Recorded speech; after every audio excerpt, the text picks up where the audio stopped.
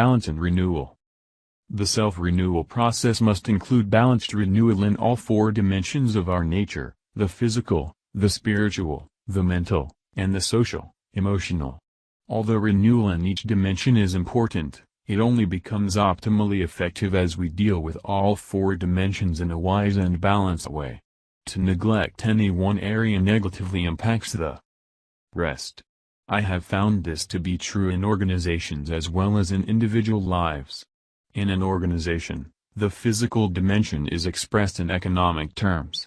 The mental or psychological dimension deals with the recognition, development, and use of talent.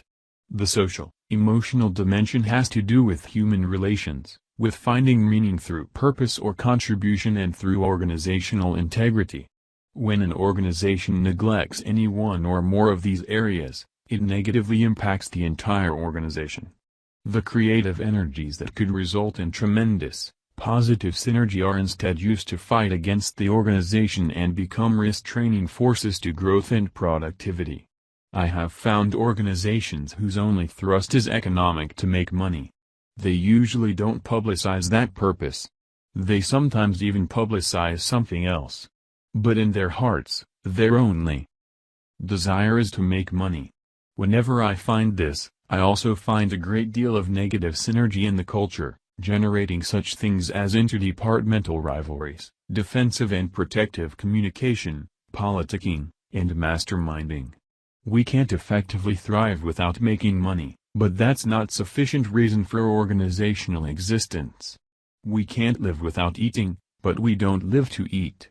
At the other end of the spectrum, I've seen organizations that focused almost exclusively on the social, emotional dimension. They are, in a sense, some kind of social experiment, and they have no economic criteria to their value system. They have no measure or gauge of their effectiveness, and as a result, they lose all kinds of efficiencies and eventually their viability in the marketplace. I have found many organizations that develop as many as 3 of the dimensions. They may have good service criteria, good economic criteria, and good human relations criteria, but they are not really committed to identifying, developing, utilizing, and recognizing the talent of people. And if these psychological forces are missing, the style will be a benevolent autocracy, and the resulting culture will reflect different forms of collective resistance, adversarialism, excessive turnover, and other deep, chronic, cultural problems.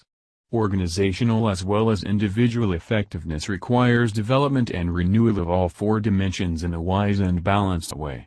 Any dimension that is neglected will create negative force field resistance that pushes against effectiveness and growth. Organizations and individuals that give recognition to each of these 4 dimensions in their mission statement provide a powerful framework for balanced renewal. This process of continuous improvement is the hallmark of the total quality movement and a key to Japan's economic ascendancy.